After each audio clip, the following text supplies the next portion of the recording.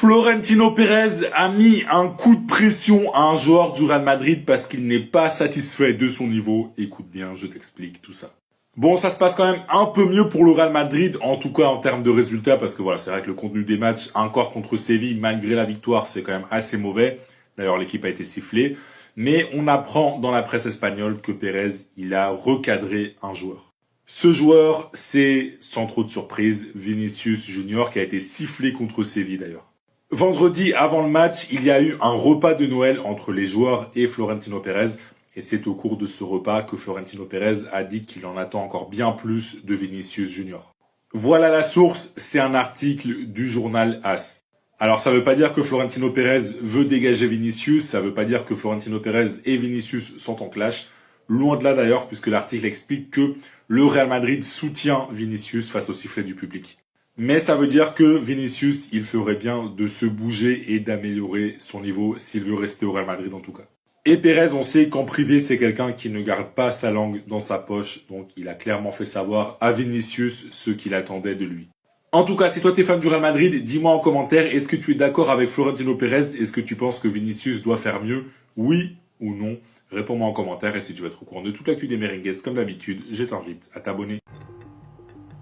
Mais chef, moi je comprends pas. Normalement au Real Madrid, et je veux bien comprendre, les joueurs ils sont obsédés par leur petit ami, voilà. Si c'est pas Jude, c'est Vini, tu connais, il y a forcément des raisons. Bon, après c'est sûr, c'est souvent les Brésiliens, tout ce qui parle de femmes, voilà, ça ils aiment. Carrément voilà, en parlant du loup, Rodrigo aussi, obsédé par sa copine. Pardon, j'avais oublié qu'elle l'a quitté. Du coup je disais, qu'est-ce que tu veux dire par là, Xavi? Comment ça t'es obsédé par Rodrigo? Ne jugerai en aucun cas le fait que je sois obsédé par un homme.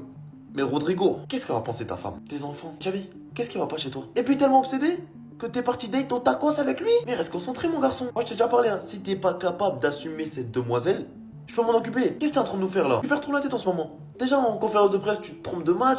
Excusez-moi, qu'est-ce que je raconte? Chaque match t'es en danger, Papignala il veut te virer. Et tu commences à avouer tes sentiments? Un réveillon de Noël parce qu'il a marqué 2 buts en 1 an? Comme grâce à son but contre Alaves t'as pas été licencié, tu lui as promis des services un peu extra. Et que quoi, il a mis un presque but. Un joli enchaînement qui a fini hors cadré du coup. Mais Chabi faut nous dire, c'est quand il s'est énervé contre l'arbitre, t'as kiffé? Ou bien c'est quand il y a 3-4 mois tu l'as sorti et qu'il a boudé sur le banc? T'aimes bien les hommes virils, c'est ça? Maintenant ça y est, tu veux que tous les ballons passent par lui? Ah oui, pardon, je vous ai pas dit, après leur date là. Comme par hasard, après la news du obsédé par Rodrigo, Rodrigo se sent de nouveau important. La confiance a été débloquée pour la meilleure version de Rodrigo.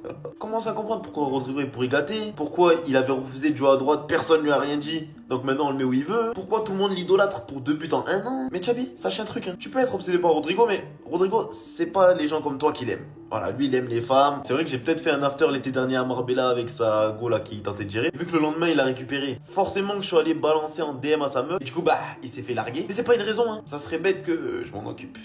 Le Real veulent refaire une offre pour Vitinha, ils veulent pas lâcher sa veste. Les gars, Vitinha est sous contrat avec le Paris Saint-Germain jusqu'en 2029.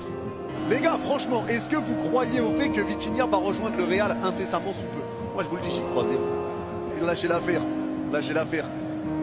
Qu'il aille gagner, s'il veut, qu'il prenne la Coupe du Monde, il prend la Ligue des Champions back-to-back avec Paris, et on va faire le pressing pour Vitinha Ballon d'Or. On lui fait une statue devant le Parc des Princes, et il va être obligé de finir sa carrière au PSG. Le sujet est clos. L'histoire de Vitinha, les gars, la vie de Vitinha, elle est déjà prête. Elle est déjà prête, les gars. Elle est déjà prête, la vie de Vitinha, je vous le dis. Je vous le dis. Le pire dans l'histoire, c'est qu'on va la voir en 2045 à 36 piges, à cause d'un caprice de Pérez. Non mais les gars, franchement, est-ce que vous croyez au fait que Vitinha va rejoindre le Real incessamment sous peu? Moi je vous le dis, j'y crois zéro. J'y crois absolument zéro. Ah, après moi 2029, moi déjà je suis serein frère. Je suis serein 2029.